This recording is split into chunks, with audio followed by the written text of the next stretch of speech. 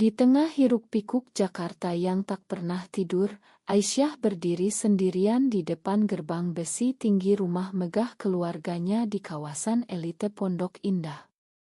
Surat pemutusan hak waris masih tergenggam erat di tangannya, tinta basah seolah menandai akhir dari segala mimpi masa depan yang pernah ia bangun. Kamu sudah mati bagi kami sejak hari kamu umumkan pernikahan gila dengan wanita itu di depan media, bentak ayahnya, Pak Budi Hartono, pemilik Hartono Group, dengan suara yang bergema seperti petir di malam hujan deras. Aisyah tidak menangis. Matanya hanya menatap lurus ke depan, ke wajah ayah yang dulu selalu ia banggakan. 2 tahun lalu, ia memilih untuk hidup jujur. Ia menikah dengan Rani di sebuah resort kecil di Bali, upacara sederhana tapi penuh arti. Oto-oto itu bocor ke media, dan dalam hitungan jam, seluruh Indonesia tahu bahwa putri tunggal Hartono Group menikah sesama jenis. Skandal itu meledak lebih cepat daripada saham perusahaan mereka yang pernah meroket. Pak Budi langsung memanggil rapat keluarga. Ini bukan hanya aib keluarga, ini penghancuran nama baik kami di mata mitra bisnis dan pemerintah, katanya saat itu, suaranya dingin seperti es. Ibu Aisyah hanya menangis di sudut ruangan, sementara adik-adiknya menatap kakak mereka dengan campuran kasihan dan jijik.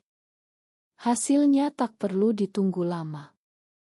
Hak waris Aisyah dicabut sepenuhnya, jabatannya sebagai direktur keuangan dicoret, bahkan rekening pribadinya yang masih terikat perusahaan dibekukan.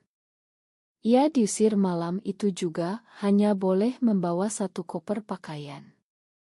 Tapi Aisyah tak menyesal. Di apartemen kecil mereka di Kemang, Rani menyambutnya dengan pelukan hangat. Kita punya satu sama lain, sayang. Itu lebih berharga daripada semua uang di dunia, bisik Rani sambil mencium kening Aisyah.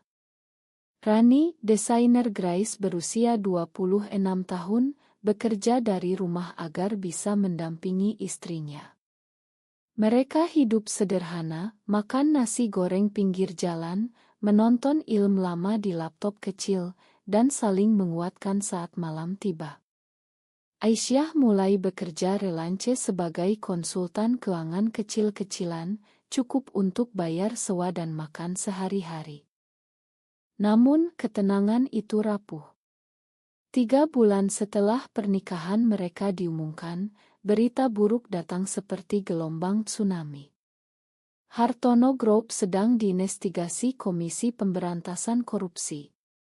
Tuduhan berat, suap proyek infrastruktur Sumatera senilai triliunan rupiah. Pak Budi ditahan di rutan KP. Saham perusahaan anjlok hampir 80% dalam 2 hari. Televisi dan koran penuh headline Imperium Hartono runtuh karena korupsi. Media mulai menggali masa lalu, dan nama Aisyah kembali muncul sebagai putri yang diusir karena skandal pernikahan sesama jenis. Aisyah menonton siaran langsung penangkapan ayahnya dari sewa apartemen. Hatinya berdegup kencang. Ia tahu persis apa yang terjadi di balik layar perusahaan. Dulu, sebagai direktur keuangan, ia pernah menemukan transfer mencurigakan ke rekening pamannya, Pak Surya. Aisyah sempat mempertanyakan, tapi Pak Budi melarangnya ikut campur. Ini urusan internal keluarga, katanya waktu itu. Sekarang Aisyah menyadari, dokumen-dokumen bukti yang ia simpan di cloud pribadi bisa membersihkan nama ayahnya. Tapi mengungkapnya berarti harus kembali ke dunia yang sudah membuangnya. Rani melihat ketegangan di wajah istrinya. Jangan lakukan apa-apa, Ais. Kita sudah punya hidup baru.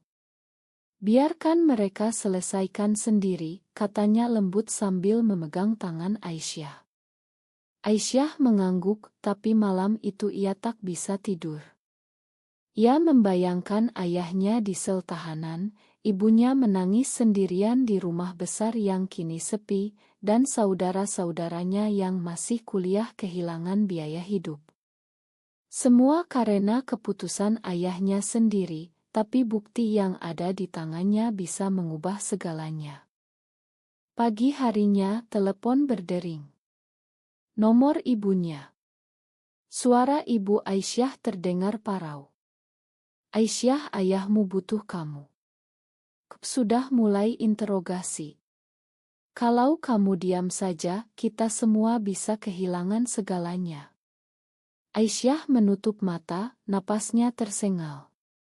Di sampingnya, Rani masih tidur nyenyak, wajahnya damai setelah malam yang panjang. Aisyah tahu pilihan yang ia ambil sekarang bukan lagi soal warisan. Ini soal hidup atau mati nama baik keluarga, dan soal apakah ia rela menyeret Rani kembali ke neraka media hanya demi orang-orang yang pernah membuangnya. Telepon ibunya terputus setelah kalimat itu. Aisyah duduk di tepi tempat tidur, tangannya masih memegang ponsel yang terasa panas. Rani terbangun karena gerakan istrinya, matanya langsung penuh kekhawatiran. "Siapa, sayang?" tanya Rani pelan. Aisyah tak langsung menjawab. Ia hanya memeluk Rani erat, mencium rambutnya yang wangi sampo murah yang mereka beli di minimarket. "Ibu, dia minta aku bantu ayah." Rani diam sejenak. "Kamu tahu risikonya, kan? Kalau kamu muncul sekarang, media akan menggali lagi soal kita. Oto pernikahan kita akan beredar lagi. Aku takut, Ais. Aku takut mereka bilang aku yang menghancurkan keluarga besar itu." Aisyah mengangguk. Ia tahu betul bagaimana media bekerja. 2 tahun lalu, setelah oto pernikahan bocor, Rani kehilangan 2 klien besar hanya karena asosiasi dengan skandal. Mereka hampir tak bisa bayar sewa bulan itu. Siang harinya, Aisyah memutuskan untuk bertemu ibunya secara diam-diam di sebuah kai kecil di kawasan Senopati. Ibu datang dengan kerudung yang menutupi sebagian wajah, takut dikenali. "Ayahmu tak mau bicara dengan siapapun, tapi sudah punya bukti transfer ke rekening Surya. Kalau kamu punya dokumen lama, itu bisa membuktikan ayahmu hanya korban rekayasa." Ibu memegang tangan Aisyah erat. "Kamu masih anakku, meski ayahmu bilang tidak." Aisyah pulang dengan kepala penuh. Malam itu, ia membuka laptop lama dan mengakses cloud. Dokumen-dokumen itu masih utuh, email internal, transfer bank, bahkan rekaman suara pertemuan dengan Pak Surya. Semuanya membuktikan Pak Budi tak tahu apa-apa tentang suap itu. Tapi mengirimkan bukti ini berarti ia harus bersaksi di depan dan namanya akan kembali jadi headline. Putri lesbian Hartono selamatkan ayahnya dari penjara. Rani melihat Aisyah membaca dokumen itu hingga larut. "Kamu akan melakukannya?" tanya Rani. Suaranya tak marah, hanya lelah. Aisyah menggeleng. "Belum. Aku masih mikir." Tapi dalam hati, Aisyah sudah mulai goyah. Keesokan paginya, berita baru meledak. Pamannya, Pak Surya, mengadakan konferensi pers dan menyalahkan mantan direktur keuangan yang dendam karena diusir. Media langsung menghubungkan nama Aisyah. Ponsel Aisyah berdering tanpa henti dari nomor tak dikenal. Mereka memutuskan pindah sementara ke hotel murah di pinggir Jakarta agar tak diganggu wartawan. Di kamar sempit itu, Rani menangis untuk pertama kalinya sejak mereka menikah. "Aku cinta kamu, tapi aku juga takut kehilangan kamu lagi." Kalau kamu kembali ke keluarga itu, mereka akan memaksa kamu memilih antara aku dan mereka. Aisyah memeluk Rani erat. Aku tak akan pernah memilih mereka di atas kamu. Tapi janji itu terasa rapuh saat ibunya mengirim pesan, ayahmu sakit di tahanan. Dokter bilang tekanan darahnya naik bahaya. Tekanan semakin berat. Seorang jurnalis senior menghubungi Aisyah lewat email pribadi. Kami tahu kamu punya bukti. Kalau kamu diam, ayahmu bisa dipenjara puluhan tahun. Apakah kamu rela? Aisyah tak membalas. Ia hanya memandang Rani yang sedang membuat kopi di dapur kecil hotel. Wajah Rani masih cantik seperti dulu saat mereka pertama bertemu di kampus, tapi kini ada lingkar hitam di bawah matanya karena stres. Aisyah sadar, setiap keputusan yang ia ambil sekarang bukan hanya memengaruhi dirinya sendiri. Ini memengaruhi orang yang paling ia cintai di dunia. Pagi berikutnya, kecelakaan terjadi. Saat Aisyah dan Rani keluar dari hotel untuk beli sarapan, sebuah mobil hitam tanpa plat nomor mengikuti mereka. Rani yang mengemudi panik saat mobil itu mendekat terlalu cepat di jalan tol. Mereka paparai, teriak Rani. Mobil mereka oleng, menabrak pembatas jalan. Kaca depan pecah, darah mengalir dari lengan Rani yang tergores pecahan kaca. Aisyah langsung memeluk Rani, tangannya gemetar menelepon ambulans. Di rumah sakit, dokter bilang luka Rani tak parah, tapi trauma psikologisnya dalam. Dia butuh istirahat total, jangan ada stres, kata dokter. Aisyah duduk di samping ranjang, memegang tangan Rani yang masih tidur karena obat penenang. Ponselnya bergetar lagi. Kali ini dari adik bungsunya. Kak, ayah makin parah. Bilang kalau tak ada bukti baru dalam 2 minggu, kasus akan dilanjutkan ke pengadilan. Tolong, Kak. Aisyah keluar ke koridor rumah sakit, menangis diam-diam. Ia ingat saat kecil, ayahnya mengajarinya naik sepeda di halaman rumah besar. Ia ingat ibunya memasak opor ayam setiap lebaran. Tapi ia juga ingat bagaimana mereka membuangnya seperti sampah hanya karena ia mencintai seorang wanita. Sekarang cinta itu sendiri yang terancam karena keputusan yang sama. Rani terbangun sore harinya. Jangan lakukan apa-apa karena aku, Ais. Aku kuat, katanya lemah. Tapi Aisyah tahu, Rani tak sekuat itu. Malam itu, Aisyah mengirim email anonim ke pengacara ayahnya berisi ringkasan bukti. Ia tak menyebut nama, hanya lampirkan sebagian dokumen. Keesokan paginya, berita muncul, bukti baru muncul di kasus Hartono Group. Pak Surya langsung panik dan mengadakan konferensi pers lagi, menuduh pihak luar yang ingin menghancurkan keluarga. Media mulai spekulasi bahwa Aisyah yang mengirim. Seorang wartawan berhasil menemukan lokasi hotel mereka dan memasang kamera di depan pintu. Rani marah untuk pertama kalinya. Kamu janji tak akan campur tangan. Lihat apa yang terjadi sekarang. Kita tak bisa keluar kamar tanpa Dioto. Aisyah mencoba menjelaskan, tapi Rani memalingkan muka. Aku tak minta kamu selamatkan keluarga yang membuangmu, Ais. Aku hanya minta kamu selamatkan kita. Udara di kamar hotel terasa berat. Malam itu mereka tidur saling membelakangi, pertama kali sejak menikah. Aisyah menangis pelan di bantal. Ia sadar, diam saja tak lagi pilihan. Tapi berani juga berarti kehilangan Rani.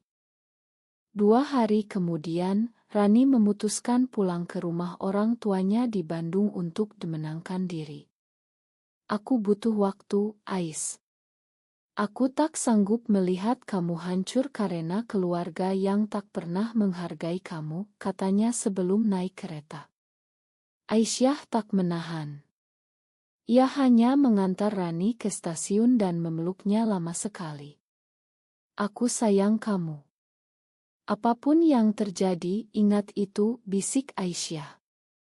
Sendirian di Jakarta, Aisyah merasa dunia runtuh. Ia kembali ke apartemen kecil mereka yang kini terasa terlalu besar. Ponsel terus berdering. Kali ini dari pengacara resmi Hartono Group. Kami tahu itu kamu yang kirim bukti. Kalau kamu bersaksi secara resmi, kasus ayahmu bisa selesai dalam sebulan. Tapi kalau tidak, Pak Surya akan menyeret nama kamu dan istrimu ke pengadilan sebagai saksi yang menyembunyikan bukti. Ancaman itu jelas. Aisyah pergi ke kantor diam-diam malam hari. Ia bertemu investigator senior di ruangan tertutup. Saya punya bukti lengkap. Tapi saya ingin perlindungan untuk istri saya. Investigator mengangguk. Kami bisa beri perlindungan sementara, tapi kamu harus bersaksi di pengadilan. Aisyah pulang dengan hati lebih ringan, tapi juga lebih berat. Ia tahu ini berarti perang terbuka dengan media. Keesokan paginya, headline meledak, putri lesbian Hartono muncul sebagai saksi kunci. Foto Aisyah yang diambil diam-diam saat keluar dari gedung beredar luas. Telepon dari ibunya masuk. Terima kasih, Nak. Ayahmu sudah bisa bernapas lega. Tapi tak ada kata ma. Tak ada undangan pulang. Hanya terima kasih karena ia berguna. Rani menelepon dari Bandung. Suaranya dingin. Aku lihat berita, Ais. Kamu benar-benar lakukan itu. Padahal aku sudah bilang cukup kita berdua saja. Aisyah mencoba menjelaskan, tapi Rani memotong. Aku butuh waktu lebih lama. Jangan hubungi aku dulu. Telepon terputus. Aisyah duduk di lantai apartemen, menangis terseduh. Ia telah menyelamatkan ayahnya, tapi kehilangan istrinya. Pak Surya tak tinggal diam, ia mengajukan gugatan balik, menuduh Aisyah memalsukan bukti karena dendam pribadi. Media ramai memberitakan perang saudara di keluarga Hartono. Aisyah harus menghadiri sidang pertama dalam 2 minggu. Ia tak punya pengacara mahal lagi. Ia hanya punya kebenaran. Sidang pertama berlangsung tegang. Ruangan pengadilan penuh wartawan. Aisyah masuk dengan kepala tegak, meski tangannya dingin. Ia bersaksi selama 3 jam, menjelaskan setiap transfer, setiap email, setiap rekaman. Pak Surya menatapnya dengan mata penuh kebencian dari bangku terdakwa. Dia dendam karena kami usir dia karena gaya hidupnya yang tidak normal, teriak Pak Surya. Ruangan riuh. Hakim memukul palu. Di luar gedung, media mengepung Aisyah. Apa benar pernikahan Anda dengan Rani yang menyebabkan keluarga Anda hancur? Tanya seorang reporter. Aisyah berhenti sejenak. Pernikahan saya dengan Rani adalah keputusan paling benar dalam hidup saya. Keluarga saya yang hancur karena korupsi, bukan karena cinta saya.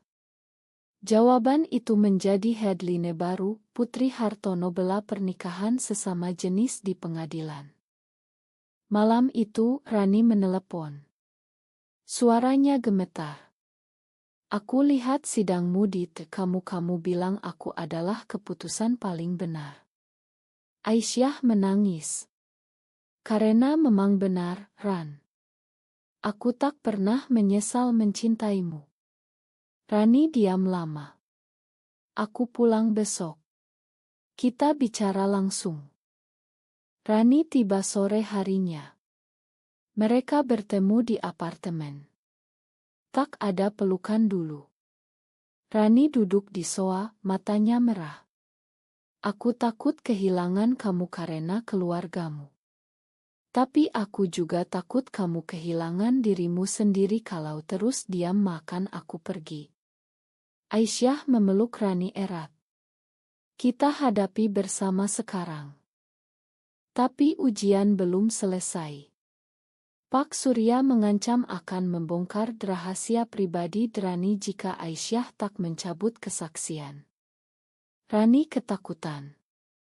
Apa yang dia tahu tentang aku? Tanya Rani. Aisyah tak tahu. Tekanan semakin berat. Sidang lanjutan tinggal 3 hari lagi. Sidang terakhir menjadi momen penentuan. Aisyah berdiri di depan hakim, suaranya mantap meski tubuhnya lelah. Ia menyerahkan seluruh bukti asli.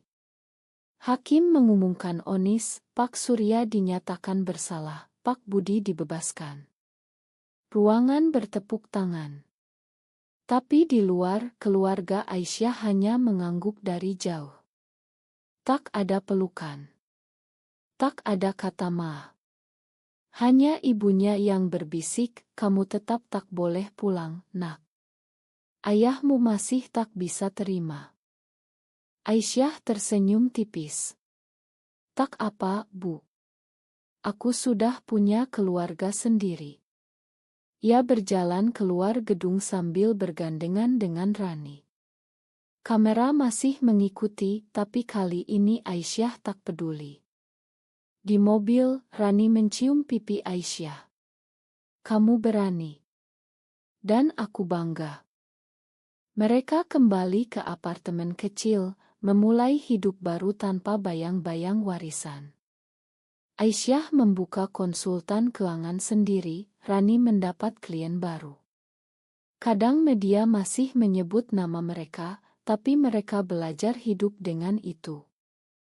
Benarkah diam lebih baik daripada berani mengungkap kebenaran meski harus kehilangan segalanya?